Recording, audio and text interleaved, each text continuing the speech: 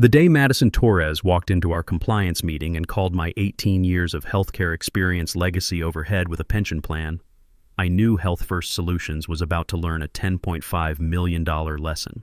She had that entitled MBA energy, designer blazer worth more than most people's monthly salary, perfectly styled hair like she was auditioning for a healthcare startup commercial, and eyes that scanned our organizational chart like she was shopping for deadweight to eliminate.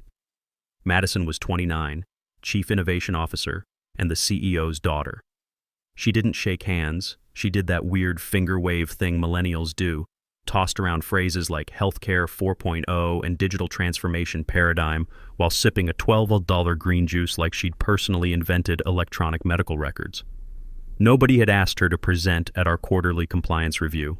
Nobody stopped her either. I'm Zach Coleman, by the way.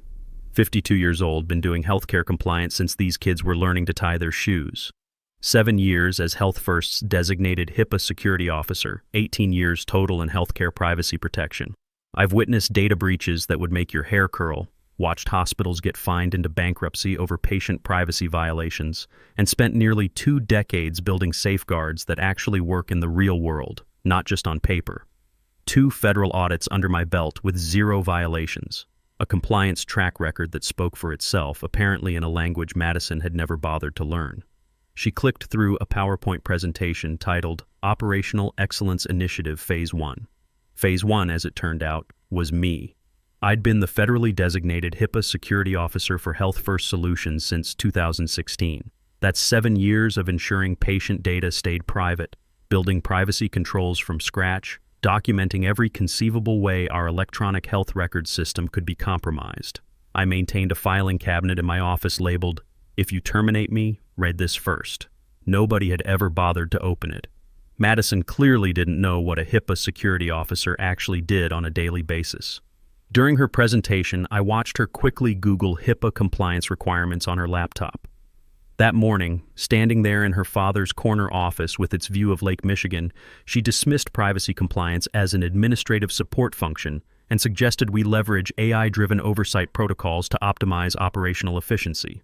My analysis shows this department represents redundant functionality in our automated compliance ecosystem, she announced, like she'd just discovered a cure for cancer. $180,000 per year in total savings. That's executive bonus territory, people. A few nervous chuckles came from the marketing team. I didn't join in. I just capped my pen, closed my compliance notebook, and asked calmly, "Are we finished here?" Madison left the meeting with her laptop and that smug little head tilt she'd probably perfected at Harvard Business School. I returned to my office and opened a fresh documentation binder. What drove my next actions wasn't anger or hurt feelings, it was professional protocol, federal protocol they were about to violate in spectacular fashion. I started systematically copying files, every access log from the past 7 years, every privacy impact assessment, every incident response report, every single piece of documentation that established my role as the legally designated responsible party. Most critically, I documented every place where my name appeared as the federal point of contact. Health First's entire HIPAA compliance framework still revolved around my formal designation with the Department of Health and Human Services. Under 45 CFR 164.308, specifically the Administrative Safeguards section, healthcare organizations must maintain a designated security officer. Nobody had initiated the federal replacement process. Nobody could legally assume my responsibilities without filing specific paperwork with HHS and notifying our Medicare Contracts Division. But Madison didn't understand federal healthcare regulations. Hell, I doubt she'd ever read the actual HIPAA statute. Initially, I thought maybe someone would apply the brakes, that perhaps HR would recognize the federal implications, that Chuck Torres, the CEO who'd once called me the guardian angel of patient privacy, might question the decision. Nothing happened. 3 days later, HR delivered new job classification paperwork. My official title changed to Privacy Coordinator. My federal security clearance was downgraded. My administrative access to the compliance database vanished overnight. I smiled, nodded professionally, even congratulated Madison when she bragged about streamlining legacy processes in the hallway outside my newly assigned cubicle. She responded with a thumbs up and started calling me Z-Man. Meanwhile, I printed my original HIPAA designation letter, the one signed by the board in 2016, and emailed it to my personal account with a timestamp. I made 2 hard copies, one for my home office filing system, another for a binder I labeled Healthcare Continuity Risk. Federal requirement, do not discard. That second binder found its way into legal's document storage room. I didn't announce it or send memos. People assume revenge has to be loud, dramatic, full of shouting and door slamming and passionate exit speeches about unappreciated dedication. But nobody notices a time bomb either until it detonates. The following Wednesday brought another meeting. Madison, wearing a $400 blazer that screamed nepotism, clicked to slide 8 of her latest presentation like she was unveiling the next iPhone. The title read, Healthcare Innovation Phase 1 Results. I sat in the back corner, flanked by 2 members of my soon-to-be-eliminated privacy team, already sensing the corporate guillotine behind her buzzword-heavy language. My left eye developed a slight twitch when I saw my department listed under operational redundancies successfully eliminated. She hadn't even spelled my name correctly on the slide, just Z. Coleman, Legacy Privacy Lead. Good afternoon, everyone, Madison began like we were discussing the cafeteria menu instead of dismantling federal compliance infrastructure. I'm excited to share our first major efficiency breakthrough. Healthcare privacy oversight is increasingly automated in 2023.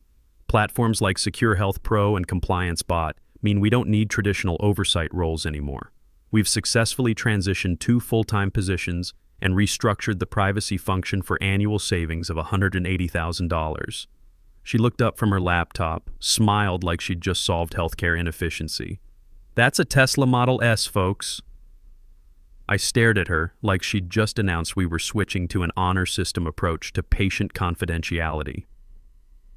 A few uncomfortable chuckles emerged from the business development side of the conference table. Madison moved forward without missing a beat, clearly interpreting silence as approval. We're transitioning all oversight responsibilities to a dashboard-driven system integrated with our existing EHR platform. You'll still have visibility into compliance metrics, Zach. She gestured toward me like I was outdated office equipment they were keeping for sentimental reasons. You're not being eliminated, just right-sized for modern healthcare realities.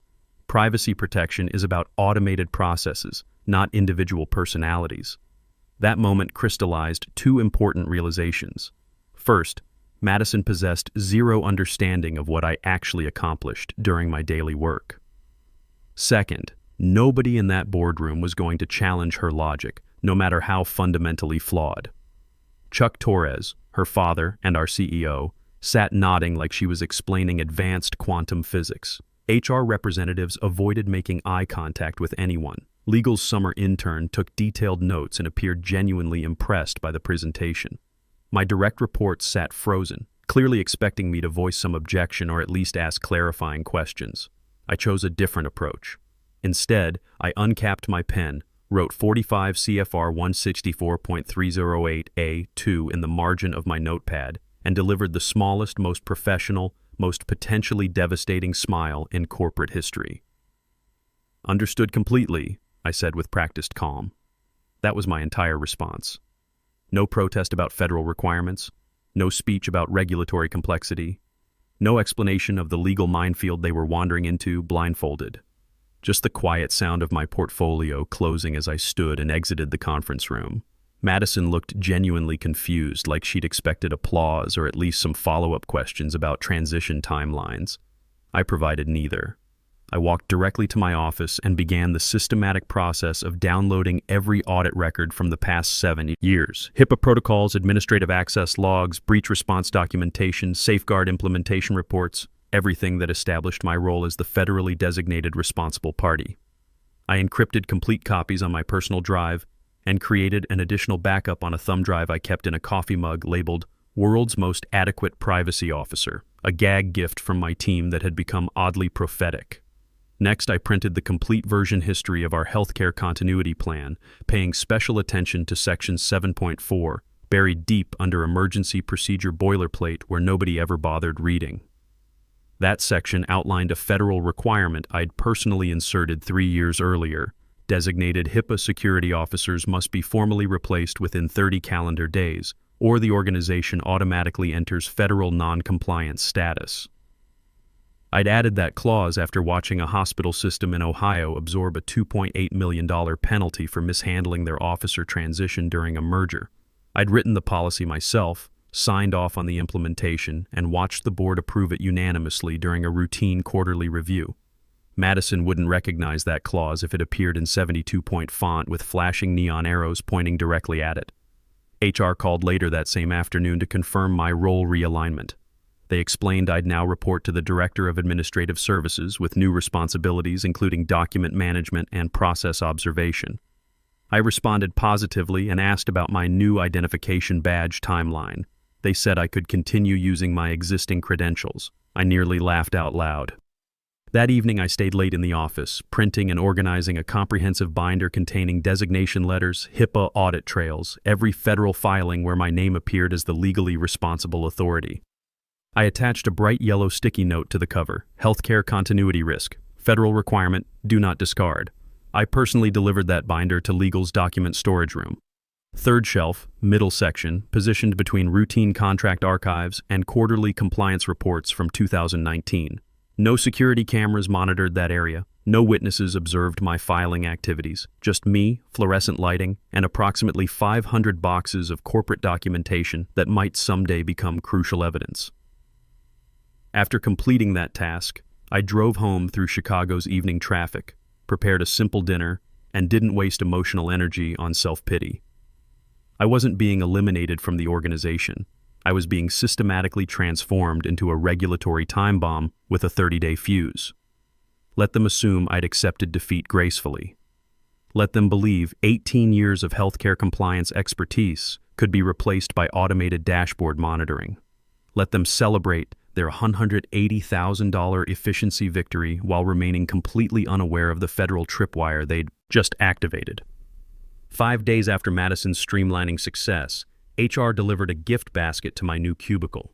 Actual wicker construction, filled with artisanal cheese, expensive crackers, and some variety of organic jam that probably cost more than my weekly grocery budget. The accompanying card read, "Thank you for your flexibility during this exciting period of organizational evolution."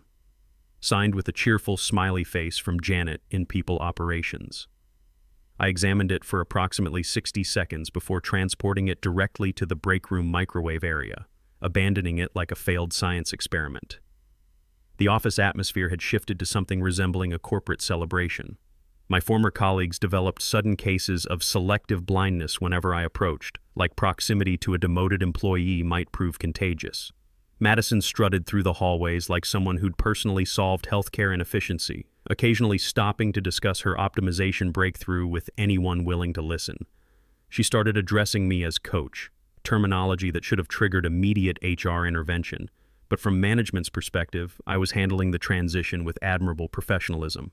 No angry emails demanding justice, no complaints filed with the board, no late-night calls to industry contacts threatening whistleblower actions. Just me and my smaller workspace, methodically organizing files, maintaining pleasant demeanor, requesting additional storage folders. The reality was more complex. I'd emotionally disconnected from Health First Solutions, operating with the detached focus of someone watching a slow-motion disaster unfold. But I wasn't mentally checked out. I was observing, documenting, preparing. During one coffee break, I overheard Madison bragging to the CFO's executive assistant near the copy machine.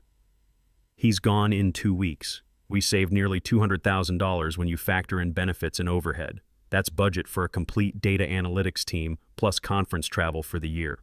She actually exchanged high fives with someone over my position, over the regulatory framework that kept their patient data legally protected and federally compliant. Meanwhile, legal had asked exactly 0 questions about transition requirements, no requests for handoff documentation, no inquiries about designation updates, no concern about federal notification protocols.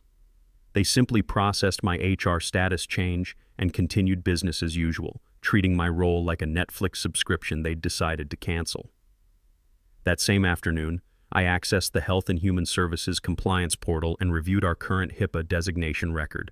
Zachary Coleman, security officer, designated responsible party. Board approval date March 15, 2016. Status: active and legally binding through current certification period. I exported the complete record and forwarded it to my personal email account with the subject line, "Reference documentation, future use." Then I took a purposeful walk to legal's document storage area. The room maintained library-quality silence, the kind of atmospheric quiet that makes you conscious of your own breathing patterns. I positioned the carefully prepared binder on the third shelf, middle section, labeled it with bold black permanent marker. Healthcare continuity risk, federal requirement, do not discard. It found a permanent home next to archived audit reports and a dusty container labeled Q2 Compliance Documentation 2019. Just another seemingly routine record waiting to transform into essential evidence. That evening, I drove home through Chicago's rush hour traffic and opened a beer that somehow tasted like vindication mixed with approaching professional justice. In my home office, I renamed the digital backup files with systematic precision: HIPAA designation active current.pdf, Federal Contact Authority trail.pdf, Board Resolution 2016's backup PDF, each cross-referenced and time-stamped. I even exported metadata as separate JSON files, anticipating potential future claims of document tampering or unauthorized modification. Some professionals spend entire careers desperately trying to gain recognition and visibility. I'd built mine by understanding exactly where regulatory tripwires were installed and how they functioned when activated. My fundamental error had been assuming someone would follow established federal protocols when I eventually departed, that there would be proper handoff procedures, that legal would insist on HHS notification requirements, that HR would recognize eliminating a federally designated position without board action constituted more than unprofessional behavior. It represented regulatory negligence with criminal implications. But management wanted smooth operations and immediate cost savings. Smooth meant pretending healthcare privacy operated like switching cable television providers, not maintaining complex federal compliance frameworks. So I allowed them to maintain that illusion. I let them experiment with matches and gasoline in a regulatory environment constructed entirely from patient privacy laws and federal oversight requirements. I submitted my formal resignation on a Thursday morning at precisely 7:43 a.m. Early enough to avoid administrative chaos, late enough to ensure delivery coincided with Janet's second cup of coffee and her daily motivational podcast routine. Clean, professional, legally unambiguous. Effective 2 weeks from today's date, I will be stepping down from my position as privacy coordinator. No farewell lunch gatherings, no company-wide announcements, no awkward Slack discussion threads where people pretend to miss someone they'd already forgotten worked there. I systematically packed my personal desk items, deliberately leaving behind the coffee mug Madison had presented during her first week, the one emblazoned with "Innovation starts here." The irony felt too painful to preserve. Health First's IT department revoked my system access before lunch period. Standard operational procedure, they explained. Maximum efficiency. I genuinely wanted to laugh. Their IT ticket processing moved so rapidly they forgot to disable my compliance portal visibility settings. I retained access to upcoming federal audit schedules and regulatory filing deadlines. My name had vanished from contact lists, but Madison appeared as interim privacy lead, a title that existed nowhere in our federal documentation. The HR exit processing packet contained multiple errors: incorrect job classification, wrong salary history, benefits information intended for someone 2 organizational levels below my actual position. The final checkbox indicated federal designation transfer, complete with an empty signature field. 0 transition documentation, no HHS notification logged, no formal replacement designated through proper channels. From their perspective, the compliance system had simply absorbed my responsibilities through technological osmosis. That weekend, I updated my professional certification status on the Healthcare Privacy Professionals portal, setting my HIPAA designation to active, organization departed, uploading my resignation acceptance letter with timestamp verification, ensuring public searchability for regulatory verification purposes. By Monday morning, I had received 4 professional inquiries. One from a boutique healthcare consulting firm specializing in regulatory crisis management, one from a medical technology startup navigating FDA approval processes, one from a hospital system whose logo I recognized from recent merger headlines, and one from the compliance division of a company I couldn't name without smirking at the irony. I signed a 6-month consulting agreement and established a quiet workspace in a professional business center with reliable internet connectivity and surprisingly decent coffee. The building manager, Helen, addressed everyone as Han and maintained a candy dish stocked with peppermints like she was preserving 1995 office culture. Health First Solutions continued operating without noticeable disruption. No internal messaging inquiring about my well-being, no status check meetings, no backward glances toward regulatory implications. Just another eliminated line item from payroll expenses and reduced holiday party catering requirements. But what they couldn't perceive, what they fundamentally refused to acknowledge, was that I hadn't been their weak operational link. I had served as their regulatory anchor point. Without proper federal notification procedures, the HIPAA designation remained incomplete and legally problematic. Without board documentation, compliance filings still identified me as the responsible authority.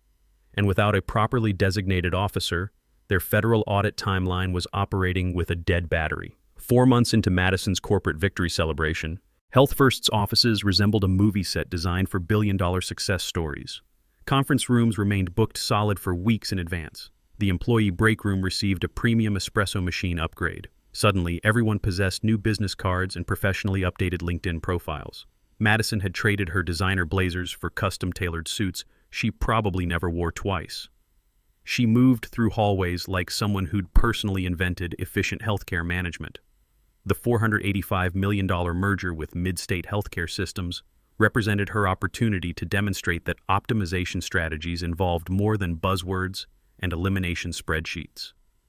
Mid-State, a massive hospital conglomerate known for acquiring streamlined healthcare companies, embraced her presentation enthusiastically. Her pitch emphasized aggressive operational streamlining, automated compliance monitoring, and privacy as a platform solutions that would revolutionize patient data protection. Madison coined a new term for her methodology: RegTech integration, MBA terminology. For we eliminated personnel and Hope software prevents federal violations. Due diligence commenced with considerable enthusiasm. Madison served as primary contact for operational reviews, spending entire days in meetings with buyer representatives, confidently responding to questions she barely comprehended. Legal teams from both organizations maintained consistent communication that everything was progressing according to schedule, except progress was actually stalling, because buried within Mid-State's downtown legal offices, an overqualified junior paralegal named Kevin was methodically cross-referencing federal compliance records against current employee rosters. Kevin wasn't originally assigned to healthcare privacy verification. Someone had called in sick, and he'd volunteered for additional responsibilities.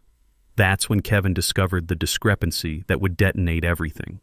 One record clearly identified Zachary Coleman as Health First's designated HIPAA security officer, board-approved, federally filed, valid through the current certification period. But Zachary Coleman wasn't listed on their current employee roster. No replacement designation documentation, no federal notification records, no transition paperwork whatsoever. Kevin flagged the inconsistency in a detailed footnote, categorizing it under administrative gaps, requiring clarification and assuming someone would address the obvious oversight. Nobody did. The audit team glossed over his findings. Legal marked it low priority since it didn't directly impact revenue projections.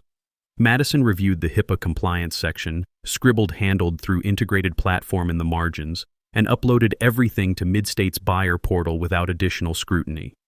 For several weeks, merger preparations continued smoothly. Press releases were drafted and approved. Chuck Torres booked an extended Mediterranean vacation. Madison began discussing relocation to Mid-State's corporate headquarters, referencing something called strategic integration leadership opportunities. Meanwhile, I observed these developments from my small business center office, consuming coffee that didn't taste like corporate defeat, while Helen argued with someone about conference room scheduling protocols. I felt no bitterness toward their apparent success. I was simply waiting with professional patience, because I understood regulatory realities they'd chosen to ignore. HIPAA compliance isn't mere paperwork or administrative formality. It represents a comprehensive federal framework anchored to a living, breathing, legally accountable human being. A designated officer, someone personally responsible for patient privacy protection, someone appointed through formal board action to stand before federal auditors and declare, yes, this organization maintains full compliance. Health First didn't have such a person. They hadn't maintained proper designation for 210 days and counting. The regulatory clause I'd inserted into their continuity planning documentation 3 years earlier was silently counting down like a federal time bomb positioned directly beneath their conference table. On the scheduled closing morning, Mid-State's legal team called an emergency suspension. The reason, page 67 of compliance documentation, specifically the HIPAA Designated Officer Verification section. My name, Zachary Coleman, remained listed as the responsible party. No replacement signature, no federal notification, no transition documentation. You've been operating without designated federal compliance for 210 days, Mid-State's compliance director announced to the assembled Health First board. That's $50,000 daily in retroactive federal penalties. You're looking at $10.5 million in fines, plus criminal investigation possibilities. The $485 million merger collapsed by 2:30 p.m. Madison was terminated by 4:15 p.m. Chuck Torres submitted his resignation by 6:00 p.m. That afternoon, I received an email from Mid-State's compliance director. Zachary, we'd like to retain you for post-incident regulatory reconstruction. 12-month contract, $1.8 million. Complete operational autonomy. Sometimes the most effective revenge is simply following federal regulations everyone else forgot to read. Thanks for listening, everyone. In healthcare compliance, the rules always win eventually.